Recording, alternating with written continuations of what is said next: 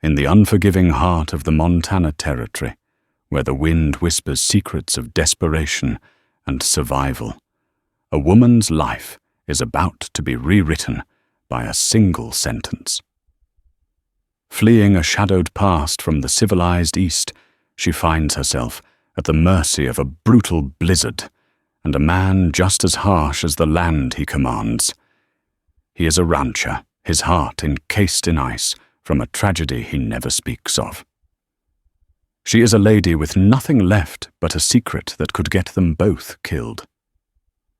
When she whispers a confession of profound innocence, he makes a vow so absolute, so final, it binds them in a pact of iron and fire. This is not a love story. It is the story of what happens when love is forged in the crucible of survival lies and the violent birth of the West. The world had dissolved into a maelstrom of white. Olivia Rosemont couldn't tell the sky from the ground, the wind a physical predator that clawed at her threadbare coat and stole the breath from her lungs. Her horse, a weary bay she'd named Patches, stumbled for the dozenth time, its whinny a thin cry of protest, swallowed by the blizzard's roar. They were supposed to be in redemption by nightfall. The map, a fragile piece of paper, now likely a frozen pulp in her saddlebag, had promised a town a sanctuary. Instead, the Montana Territory had offered only an endless undulating sea of snow and a hostility so profound it felt personal. She'd left Boston with a small inheritance and a letter from a great-uncle. She'd never met a man named Jonathan Rosemont, who had apparently carved out a small fortune in this wild land. The letter penned a year prior was her only beacon of hope.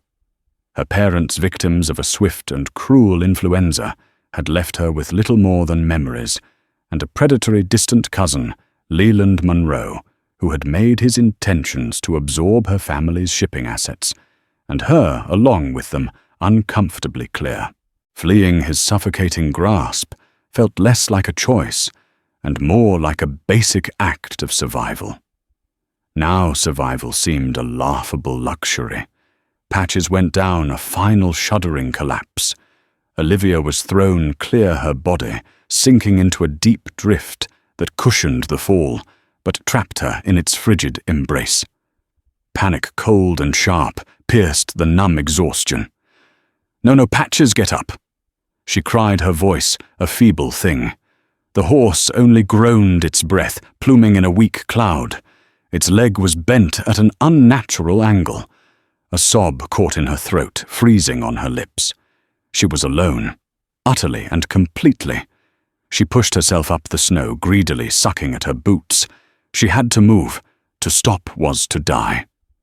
She gave Patches a final sorrowful look, whispering an apology, and then turned her face to the wind, taking one agonizing step and then another.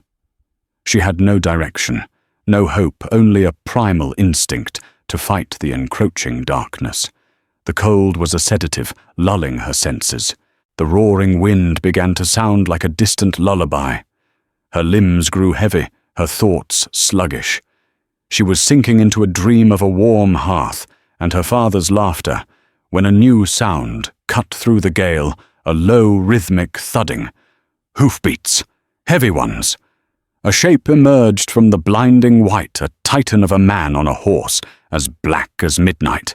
He was a silhouette of raw power, a wide-brimmed hat, pulled low, a heavy canvas coat, dusted with a thick layer of snow. He pulled the massive horse to a halt just feet from her. "You picked a hell of a day to die, Mom." His voice was a low rumble, rough as granite. Olivia blinked, unsure if he was real or a figment of her freezing mind. She tried to speak, but her jaw was locked with cold. The man dismounted with a fluid grace that belied his size.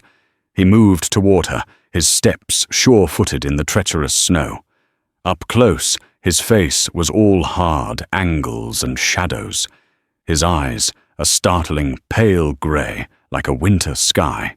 A dark, thick beard did little to soften a jaw that looked like it was carved from stone.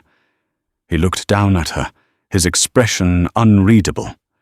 "Where's your horse?" he demanded, his gaze sweeping the area. She pointed a trembling gloved finger back the way she came. "Fell." "Leg." He gave a grim, curt nod. A flicker of something pity, perhaps, or just grim pragmatism crossed his features. He unstrapped a thick wool blanket from the back of his saddle. Without a word, he wrapped it around her, his movements efficient and impersonal. The rough wool scratched her cheek, but the meager warmth was a shock to her system. "Can you ride?" She nodded, though she wasn't sure it was true. "In front of me?" "Hold on tight." He didn't offer a hand, just turned and mounted his horse in one smooth motion. He looked down at her waiting. It was an order, not an invitation. With the last of her strength, Olivia clawed her way up her frozen skirts, tangling around her legs. He reached down his large gloved hand, grabbing her arm with surprising gentleness, and hauled her up to sit in front of him on the saddle. The heat from his body was a staggering shock, a solid wall of warmth against her back. He wrapped one arm around her waist to steady her, his grip like iron. "Name's Cole Barrett," he grunted, turning the horse. "My ranch is the only shelter for 50 miles. You're lucky I was checking my northern fences." She leaned her head back against his chest, too exhausted to care about propriety. The world was spinning the whiteout, closing in again. "Olivia Rosemont," she managed to whisper, her voice cracking. He stiffened. The arm around her waist tightened almost imperceptibly. For a long moment he was silent, the only sounds the creak of leather and the muffled plodding of his horse through the snow. "Rosemont," he finally said, his voice strained different. "Any relation to Jonathan Rosemont?" The question, so specific in this vast emptiness, sent a jolt of alarm through her. He was my great-uncle," she stammered. "I was traveling to his homestead near Redemption." Cole Barrett said nothing more. The silence that followed was heavier than the snow, colder than the wind. He urged the horse forward, his body a rigid shield against the storm, and Olivia felt a new kind of chill seep into her bones, one that had nothing to do with the weather. She had stumbled into the path of a stranger in the heart of a blizzard, and in uttering her own name, she had somehow changed everything. The Barbie Ranch wasn't just a sanctuary, it was a fortress against the wilderness. The main house was a sprawling log structure, built with the kind of permanence that defied the harsh landscape. Smoke curled from a massive stone chimney, a welcome plume of grey against the oppressive white. Surrounding it were a formidable barn corrals and several smaller outbuildings, all hunkered down, as if bracing against the storm's next assault. Cole carried her inside as if she weighed nothing.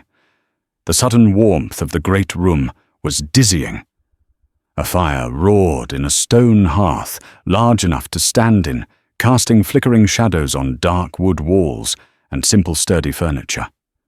A grizzled older man with a kind, weathered face and a sweeping white mustache rose from a chair by the fire. "Boss, what in tarnation?" The man began, his eyes widening at the sight of Olivia. "Found her near the North Ridge, Gus." Half frozen, Cole stated his voice, flat, as he gently set her down in the large armchair the man had just vacated. "Get some broth heated up, and coffee strong." Gus Peterson, the ranch foreman, needed no further instruction. He bustled off toward the kitchen area, muttering about fool Easterners and the wrath of God. Olivia's body began to betray her, shaking uncontrollably as the warmth seeped in. Cole knelt before her, his large hands surprisingly deft as he worked at the frozen laces of her boots. He pulled them off, his expression grim as he saw her sodden, near-blue feet. He chafed them between his hands, the friction painful, but life-affirming. She flinched, not from his touch, but from the sudden jarring intimacy of the act. This man, this stranger, was tending to her with a focus that was both unnerving and deeply comforting. "You said you were headed to Jonathan Rosemont's place," Cole said, his voice low, not looking at her face. "No one told you. Told me what she asked, her teeth chattering." He finally looked up, his pale grey eyes meeting hers. There was no softness in them. "He's dead, Miss Rosemont. Died near on 6 months ago. The spring thaw took him. His horse lost its footing crossing the Black Creek." The words hit her like a physical blow. Dead. Her one beacon of hope, her entire reason for this perilous journey, was gone. The small inheritance, the promise of family and safety, all of it, had vanished months before she'd even stepped foot off the train in Cheyenne. A wave of despair so potent it made the cold seem trivial washed over her. Tears welled in her eyes, freezing on her cheeks. Gus returned with a steaming mug of broth. "Here now, miss. Get this in you." His tone was gruff, but his eyes were gentle. She drank it, the hot, salty liquid, a balm to her frozen insides. Cole stood up, towering over her. "The storm's not letting up. Could be days. You can stay. Gus will show you to the guest room." He turned as if to walk away, his duty done. The thought of being alone, in a strange room, with the new and terrible knowledge of her great-uncle's death, was more than she could bear. The carefully constructed composure she had maintained for months finally shattered. "Mr. Barrett," she began, her voice trembling. He stopped but didn't turn around. I have nowhere else to go. The money I have, it was for the journey. I thought." She couldn't finish. The shame of her predicament was a gag in her throat. He turned slowly, his face a mask. "This isn't a charity house, Miss Rosemont." The coldness of his words stung, but she saw something else in his eyes, a deep, weary pain. This man was walled off for a reason. "I can work," she insisted, finding a sliver of her former resolve. "I can cook, I can clean, I can mend. I am not afraid of hard work. I only ask for shelter until the storm passes, and I can get to redemption to speak with the sheriff about my uncle's affairs." Cole studied her for a long, uncomfortable moment. He glanced at her soft, uncalloused hands, then back to her tear-streaked face, which, despite the grime and cold, still held the delicate features of a woman raised in drawing rooms, not dust bowls. "Fine," he said, the word clipped. "Gus, the room at the end of the hall. Find her some dry clothes." He faltered for a moment, a shadow passing over his face, so quickly she almost missed it. He then strode out of the room and into the storm, leaving a palpable silence in his wake. Later that evening, dressed in a plain wool dress and shirt that were far too large for her, and clearly belonged to a woman, Olivia sat by the fire, listening to the wind howl. Gus had been kind, telling her the clothes belonged to Cole's late wife Mary, who had passed from fever 3 winters ago. The knowledge settled in the room like a ghost, explaining the cavernous emptiness in Cole Barrett's eyes and the hard set of his jaw. When Cole returned, shaking snow from his coat, he ignored her, speaking only to Gus about the state of the herd. He moved with a restless energy, a man more comfortable in the grip of a blizzard than in the quiet of his own home. Finally, as the hour grew late, Gus tactfully retired to his bunkhouse. The two of them were left alone in the vast, firelit room. "You should get some rest," Cole said, his back to her, as he stoked the fire. "It'll be a long night." "Mr. Barrett," she said softly. "Thank you. You saved my life." He didn't respond, merely prodded a log until a shower of sparks flew up the chimney. She rose her borrowed dress, whispering against the floorboards. The room Gus had shown her was Spartan, but clean, with a simple wooden bed frame and a thick quilt. It was more than she could have hoped for. But as she stood in the doorway, a wave of profound loneliness and fear washed over her. She was in a dead man's house, wearing his dead wife's clothes, utterly dependent on his charity. The words tumbled out of her before she could stop them, a confession born of exhaustion and despair. It's just, I'm not used to this, to being alone in a place like this. She wrung her hands, her voice dropping to a whisper. My whole life, I've never even shared a bed. It was a statement of innocence, of a sheltered life now violently upended. She meant she had never shared a roof with a stranger, never been so reliant on the mercy of others. She meant she was scared. Cole stopped his stoking of the fire. The poker clattered softly against the stone hearth. He stood up straight, his broad back rigid. For a full minute, he didn't move. When he finally turned, his face was etched with an emotion she couldn't decipher. It wasn't pity or anger. It was something deeper, something fiercely resolute. He walked across the room until he stood before her, the firelight carving deep shadows into his face. His pale eyes burned with a strange intensity. Then share mine forever. The words hung in the air between them, shocking in their finality. It wasn't a proposition or a question. It was a declaration, a verdict. Olivia stared at him, speechless. Her heart hammered against her ribs. He couldn't possibly mean what it sounded like. What did you say? You need a roof, a name. Protection, he stated, his voice low and steady, stripped of all emotion. Your uncle's land adjoins mine. I had dealings with him. He was a good man, but he had enemies. People know that land is valuable now, and they'll see a lone woman from the east as an easy mark. They'll chew you up and spit you out before the snow melts. He took a step closer. I need a wife. This house is empty. The town gossips. A marriage of convenience. I give you my name, my protection, the shelter of this ranch. You run my house? No. Other expectations.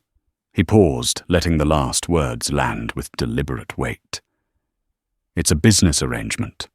Better than the alternative you're facing. So I'll say it again. You've never shared a bed? Then share mine forever. As my wife. As Mrs. Barrett. The circuit judge, a portly man named Elias Vance, who smelled of whiskey and stale cigars, passed through Redemption once every 2 months. 2 weeks after the blizzard broke, Olivia Rosemont stood before him in the dusty, cramped sheriff's office, becoming Mrs. Cole Barrett. The ceremony was a stark, loveless affair. Cole stood beside her, his posture as unyielding as the mountains visible through the grimy window. He wore a clean shirt, but his expression was the same closed-off mask he wore every day. Olivia wore the one good dress she'd salvaged from her journey, a simple navy blue wool that felt laughably out of place. Gus and Sheriff Bo Miller, a man with a weary but honest face, served as their witnesses. When Judge Vance declared them man and wife, Cole didn't kiss her. He simply took her elbow, his touch firm and brief, and guided her out of the office and into the muddy main street of Redemption. The town watched. Eyes peered from the windows of the general store, from the swinging doors of the saloon. Whispers followed them like buzzing flies. The formidable widowed Cole Barrett, who hadn't so much as looked at another woman since Mary's passing, had married a half-frozen stranger he'd pulled from a snowdrift. The ride back to the Bar B was silent. The vow spoken aloud in that stuffy office had settled between them, a tangible thing with its own weight and presence. Back at the ranch, nothing and everything had changed. Cole moved her few belongings from the guest room into the master bedroom. It was a large room, dominated by a heavy carved wooden bed.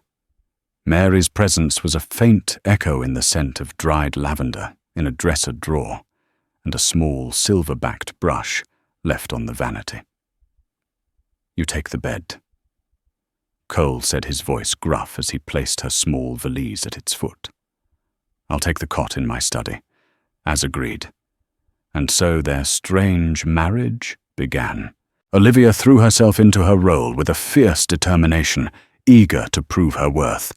She learned the rhythms of the ranch, rising before dawn, to help Gus in the kitchen, preparing meals for the handful of ranch hands, mending clothes by the firelight, long after the men had retired. She scrubbed floors, churned butter, and tended a small garden as the snows melted and spring breathed life back into the valley. The work was hard, her hands quickly becoming chapped and calloused, but there was a satisfaction in the exhaustion, a sense of purpose she hadn't felt since her parents died. Cole remained a distant, formidable presence.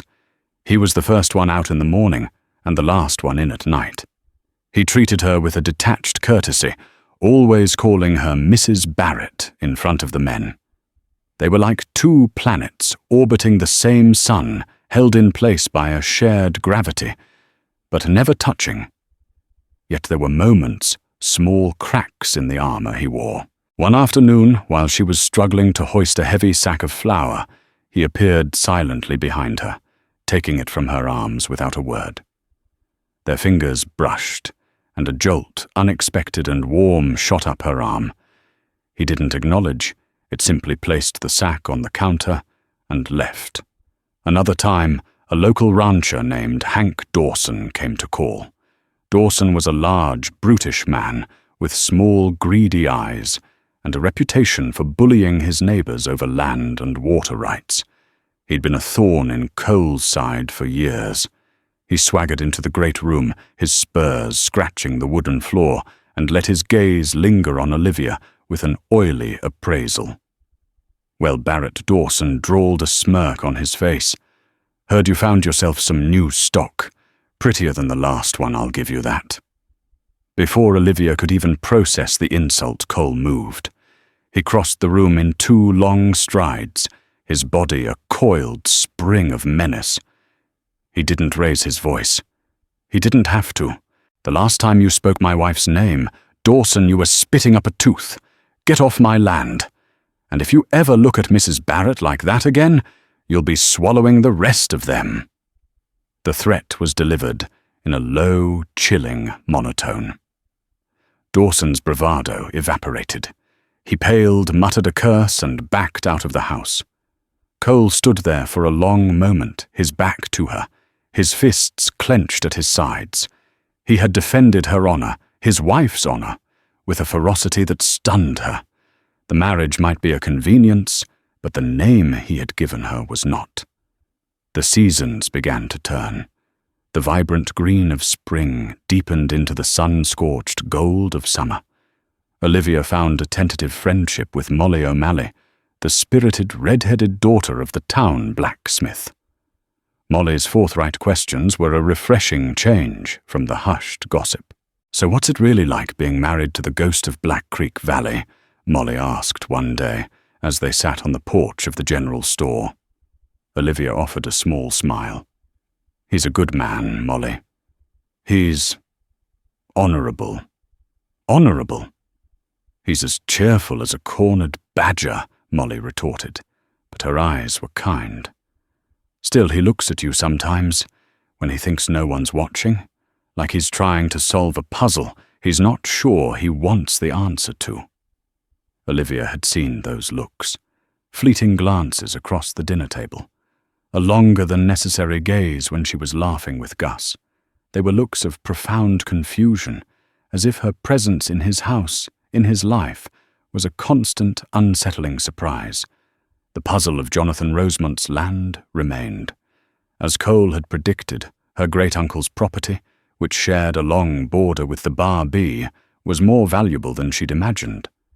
A clear stream, the Little Horn, cut through it, making it prime grazing land.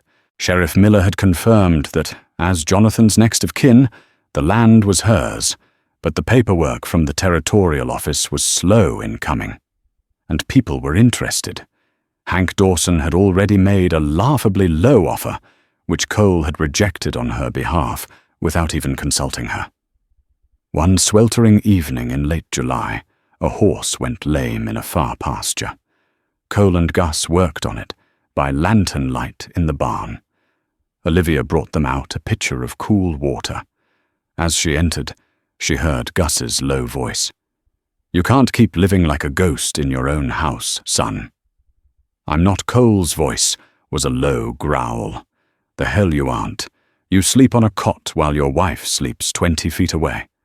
That girl works her fingers to the bone for you for this ranch. She's brought life back into this place, and you treat her like an employee." "It's the arrangement we made," Cole said, his voice tight. "Arrangements can be changed," Gus retorted, his frustration evident. "Mary's gone 3 years, Cole. She wouldn't want you to build a mausoleum to her memory. That girl in there, Olivia, she's alive, and she's your wife. Start acting like it before you lose something you don't even know you have." Olivia backed away silently, her heart pounding. She fled back to the house, the conversation echoing in her mind. Later, when Cole came in, smelling of horse liniment and sweat, he didn't go to his study. He stood in the middle of the great room, watching her as she tidied up. "The paperwork for your uncle's land came in," he said, his voice strangely quiet. "It's officially yours now. You're a landowner, Mrs. Barrett. You don't need my name or my protection anymore." The implication was clear. Their arrangement had served its purpose. She was free to go. The life she had painstakingly built, this fragile sense of belonging, was about to be swept away. The thought of leaving the ranch, of leaving him, was a physical ache in her chest.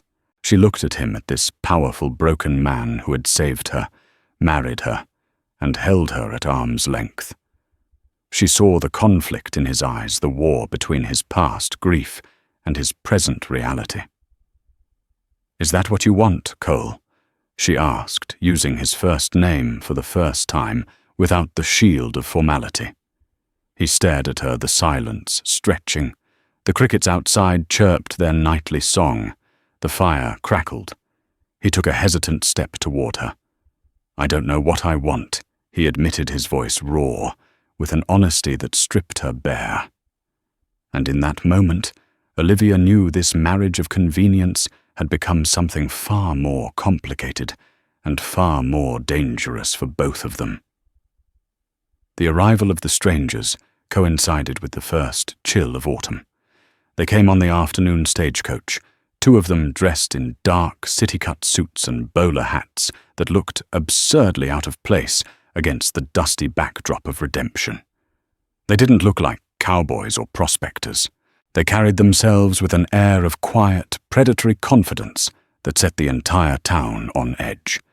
They took rooms at the hotel and began asking questions. At first, their inquiries were discreet, directed at the saloon keeper and the clerk at the land office. They were interested in the Bar B Ranch in Cole Barrett, and most specifically in his new wife. They wanted to know where she came from, how she had arrived, every detail of her sudden appearance in the valley. Word traveled fast in a town like Redemption.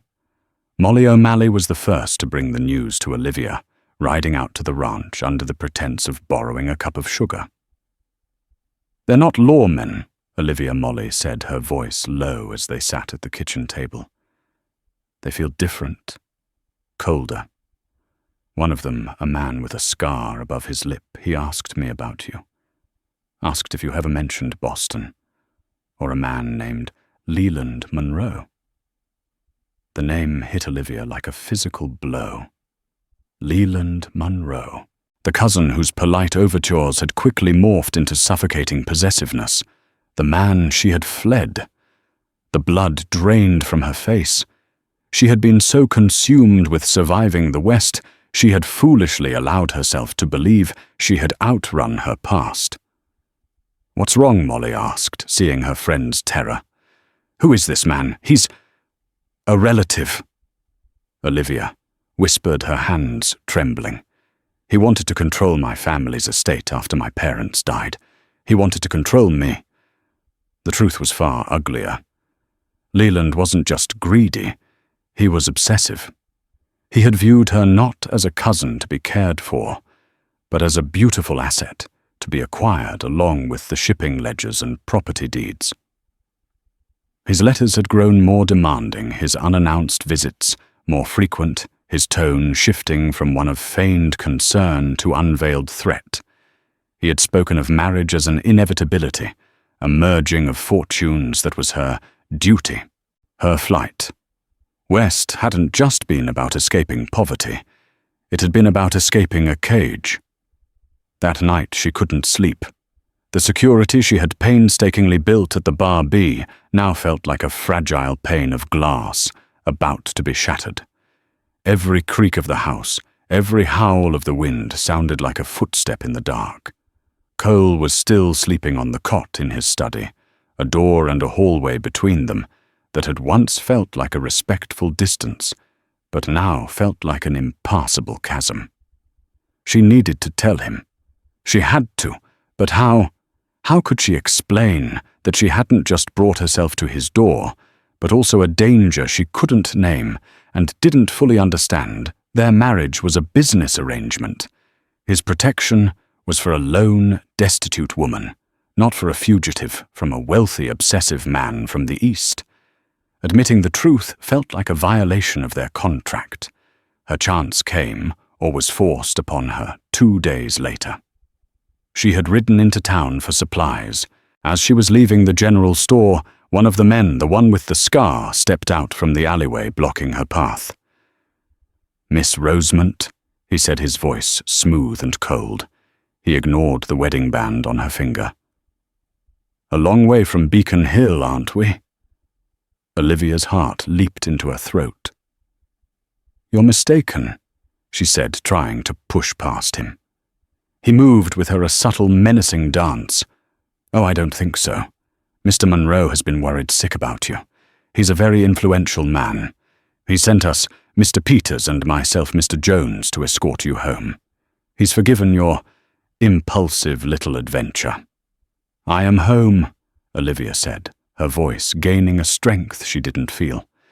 "And my name is Mrs. Barrett." Mr. Jones smiled, a humorless stretching of his scarred lip. "A quaint local custom, I'm sure, but that arrangement can be easily annulled. Mr. Monroe is prepared to be very generous to your rustic husband for his troubles." He reached out as if to take her arm. "I wouldn't do that if I were you." The voice came from behind them, low and deadly calm. "Cole." He was sitting atop his black stallion in the middle of the street, a rifle resting casually across his lap.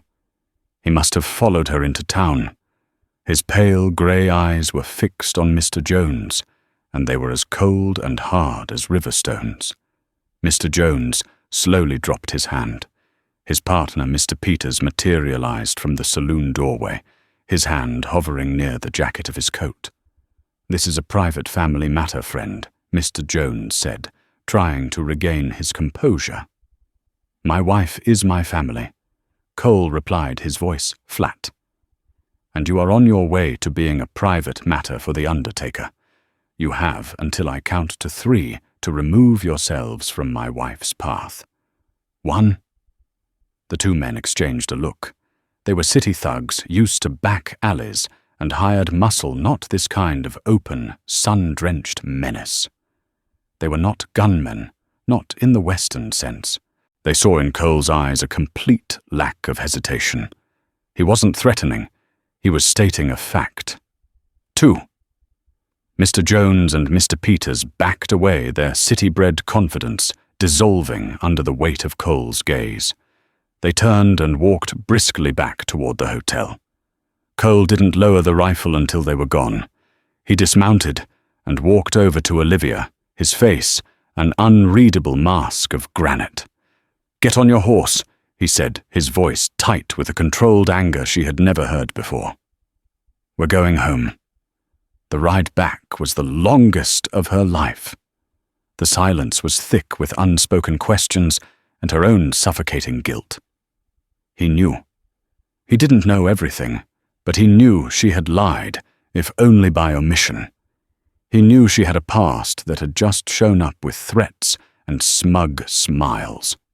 Back in the great room of the ranch house, he finally turned on her. The fury he had contained in town was now unleashed not in a shout, but in a tense, simmering rage that was far more terrifying. "Who is Leland Monroe?" he demanded. And so the story she had kept locked away came tumbling out.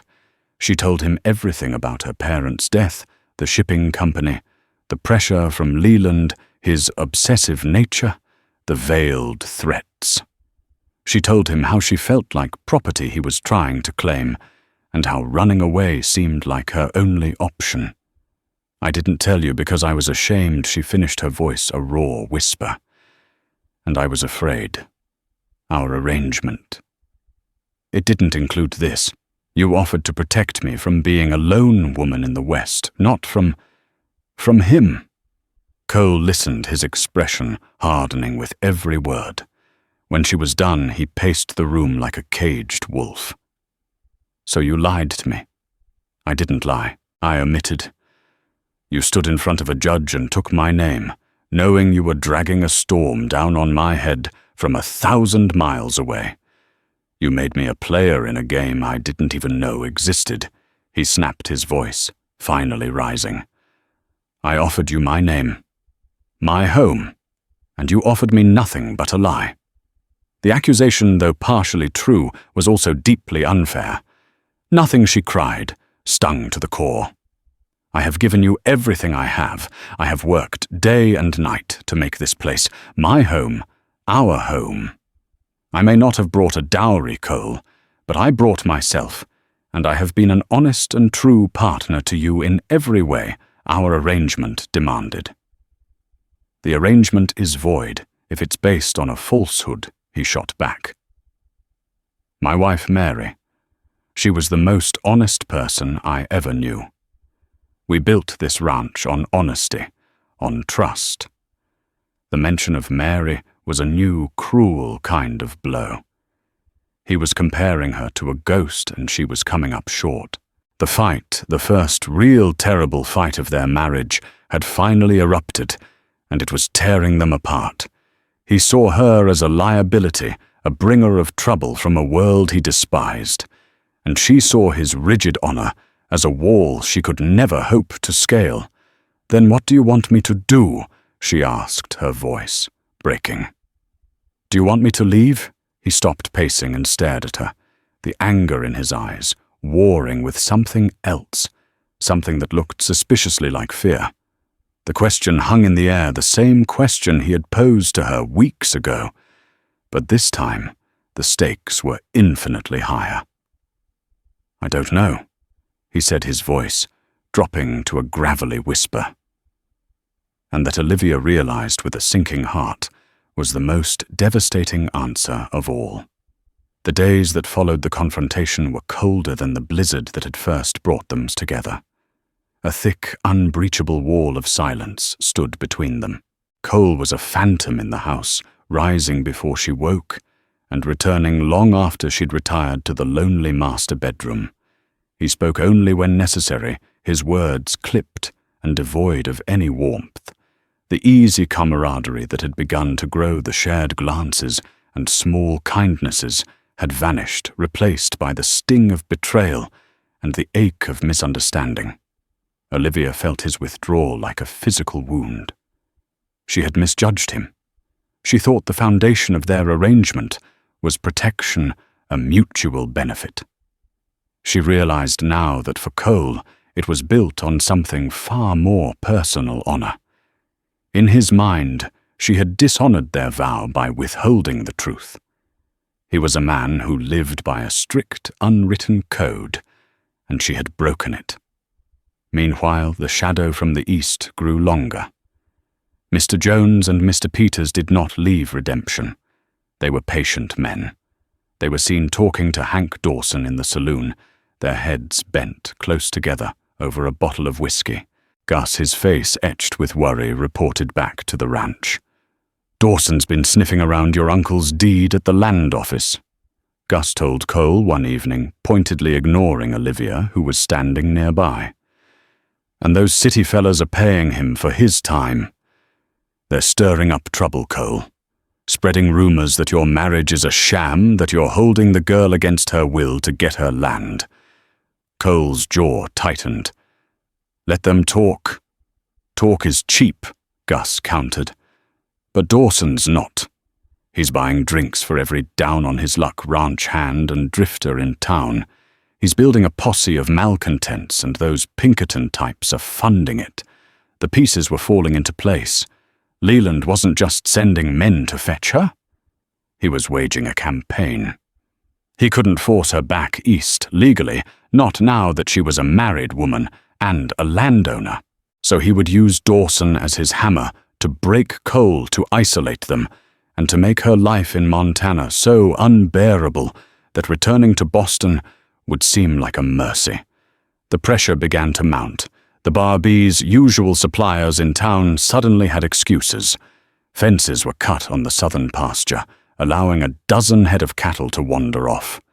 It was petty harassment designed to bleed them dry, to wear them down. One afternoon, Olivia rode out to check on a small flock of sheep they kept in a high meadow, a task she had taken upon herself. The solitude of the mountains was a relief from the oppressive silence of the ranch house. As she was herding the skittish animals toward a fresh patch of grass, 3 riders appeared on the ridge above her. Hank Dawson and 2 of his rough-looking new hires. "Well, looky here." Dawson called out, his voice echoing in the clear mountain air. Little Mrs. Barrett, all alone. Olivia's blood ran cold. She straightened in her saddle, keeping her horse between her and them. "What do you want, Mr. Dawson?" "Just being neighborly," he sneered, urging his horse down the slope, his men fanning out to her sides. "Heard you're having some trouble back east. A rich fellow who thinks you belong to him. Must be hard on your new husband, having to clean up your messes." They were circling her now, their movements slow and predatory. "My affairs are none of your concern," she said, her voice shaking slightly, despite her efforts to keep it steady. "Oh, I think they are," Dawson said, his smile widening. "See your eastern friend, Mr. Monroe. He's a reasonable man. He understands that business is business. He's made me a very generous offer for your uncle's land. All it requires is your signature. Once you're no longer a landowner, your marriage to Barrett here is basically meaningless. He'll be happy to see you on the next train back to Boston." He produced a folded piece of paper from his coat pocket. "A deed of sale. Just sign it and we can all go home. No one has to get hurt." The threat was unmistakable. Panic clawed at her, but then a flicker of rage. They saw her as a pawn, a piece to be moved around a board by powerful men. "Not anymore. I will never sign that paper," she said, her voice ringing with newfound steel. "That land was my family's. Now it's mine. And you will get it over my dead body." Dawson's face darkened. "That can be arranged."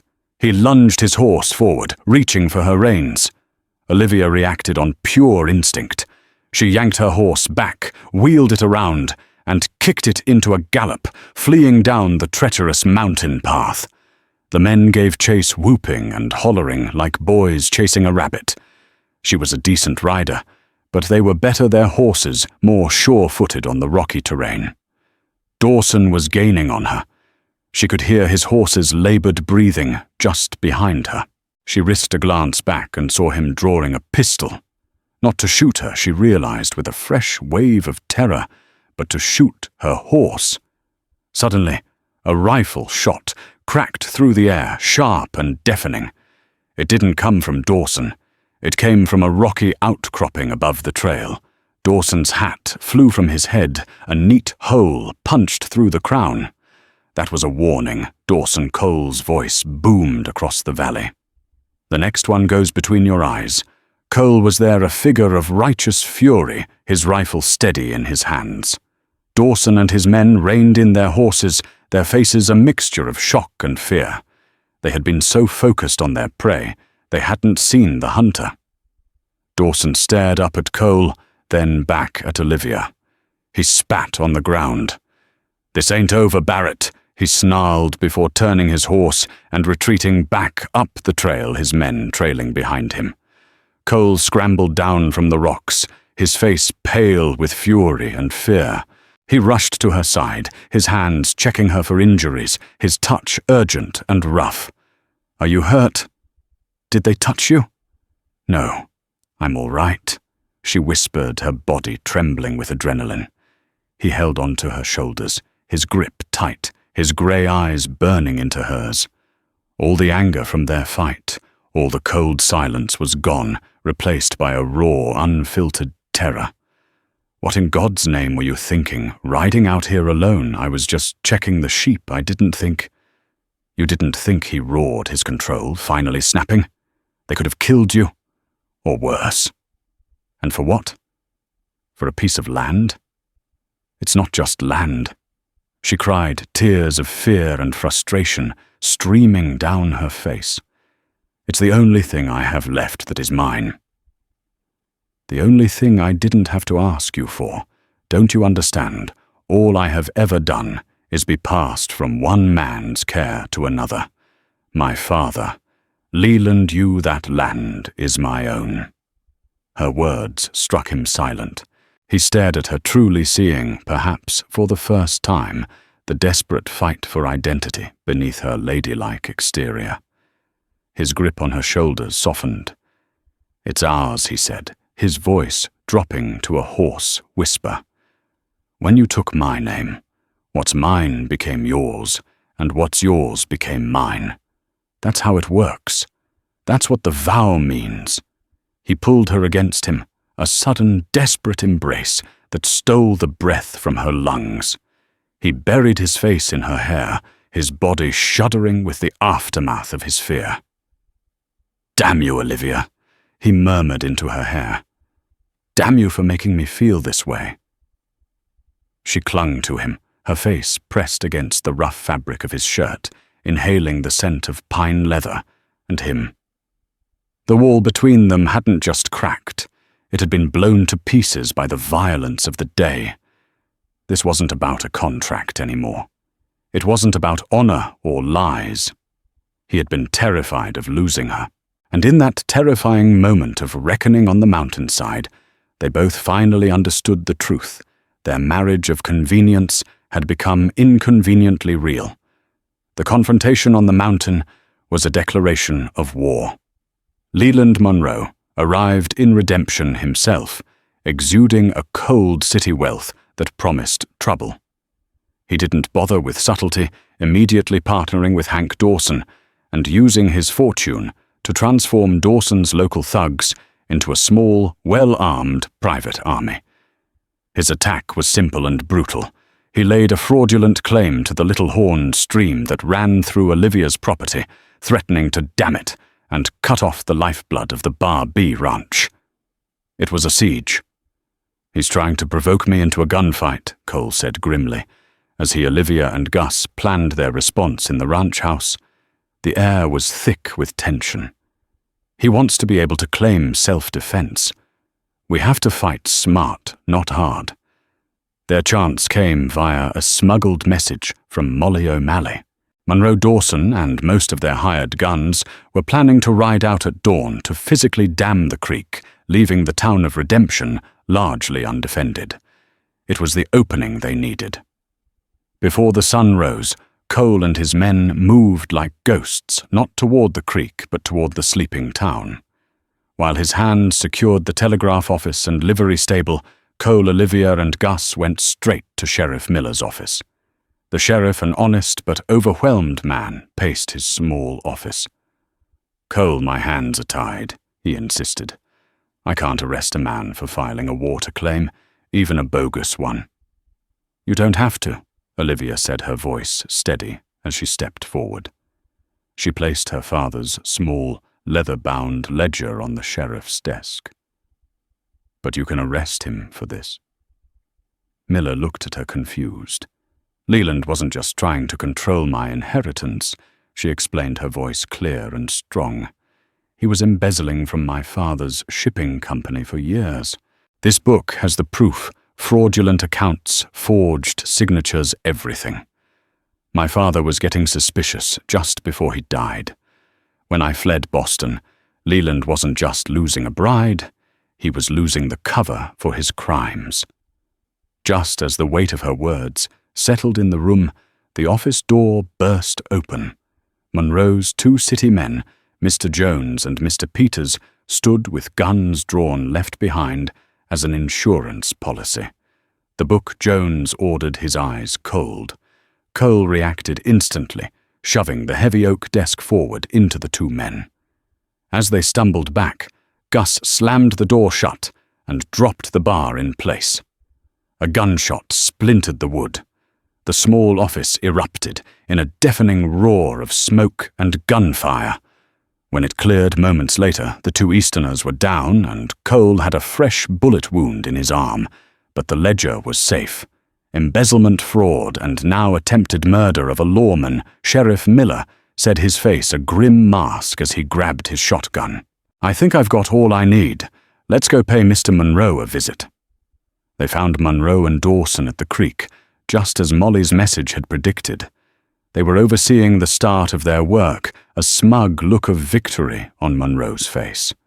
When he saw Sheriff Miller and a posse of deputized townsmen riding toward them, his expression faltered. "Sheriff, what is the meaning of this?" Monroe blustered, trying to regain control. "This man Barrett is trespassing. Leland Monroe. I have a warrant for your arrest on charges of fraud, embezzlement, and conspiracy to commit murder."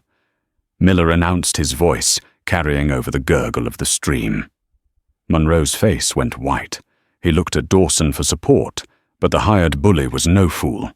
He saw the federal charges in the sheriff's warrant, the determined faces of the townsmen who had finally been pushed too far, and the cold promise of revenge in Cole Barrett's eyes. Dawson had been paid to be a bully, not to hang for a rich man's crimes. He slowly raised his hands in the air. Abandoned and cornered, Monroe made a final desperate move. He drew a small pearl-handled derringer from his coat and aimed it directly at Olivia. He never fired. A single sharp crack echoed from Cole's pistol. The derringer flew from Monroe's hand as he collapsed, screaming and clutching his shattered wrist. It was over. As Sheriff Miller and his new deputies rounded up the disgraced city swell, and Dawson's now unemployed thugs, Cole walked over to Olivia, his arm hastily bandaged, but his stance firm. "Are you all right?" she asked, her voice choked with emotion and relief. He looked down at her, his pale grey eyes soft, the fury of the fight replaced with a deep, abiding warmth. "He was aiming for you," he said, his voice low. "A life for a life. A vow for a vow." He reached out with his good hand and cupped her face, his thumb stroking her cheek. "It was never about the land, Olivia. Not for me." In the middle of her property, with the clear water of the Little Horn flowing freely behind them, he leaned down and kissed her. It wasn't a kiss of relief or of victory. It was a kiss of belonging, a silent acknowledgement of all they had endured, and a promise for everything that was to come. In the weeks that followed the confrontation, a profound peace settled over the valley. Leland Monroe's eastern schemes led to his arrest, and Hank Dawson was driven from the territory. With the shadows of the past gone, the Barbie Ranch healed. The oppressive silence that had once filled the great room was replaced by easy conversation and the comfortable quiet of 2 people who no longer needed words to understand each other. One evening as the sun set over the mountains, Cole found Olivia on the front porch. Word came from Cheyenne.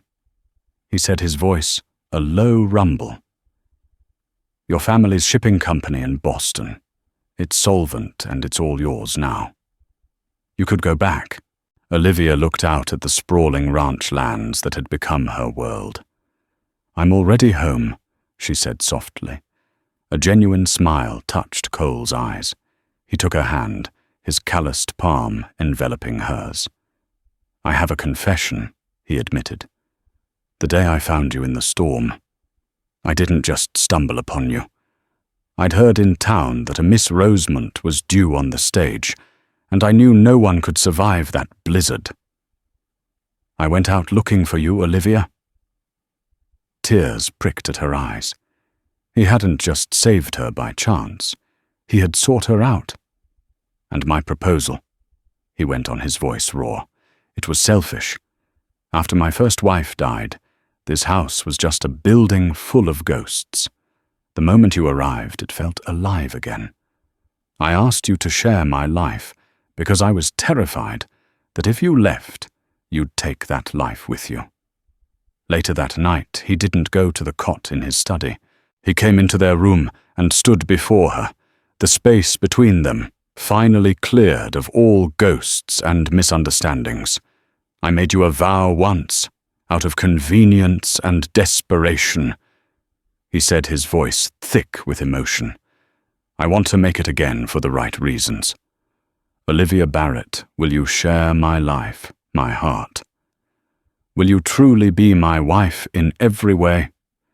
She didn't need to answer with words. She raised a hand to his face, her touch gentle on his cheek. "I've never shared a bed," she whispered, echoing her words from that first fateful night. But this time, her voice wasn't filled with fear. It was filled with love. He smiled, understanding her meaning completely. "Then share mine forever." And as he lowered his head to kiss her, the vow made in a snowstorm was finally fulfilled in the warmth of their shared home. The story of Cole and Olivia Barrett reminds us that the greatest love stories are not always whispered, but are forged in the fire of survival. Theirs was a vow made in a snowstorm and tested by greed and violence, proving that a home isn't just four walls, but the safety found in another's protection. They turned a marriage of convenience into a lifetime of devotion, showing that the wildest part of the West wasn't the land, but the untamed territory of the human heart. If this story of resilience and love moved you, please give this video a thumbs up and share it with someone who appreciates a tale of true grit. Don't forget to subscribe and hit the notification bell so you never miss another story from the heart of the Old West. Thank you for listening.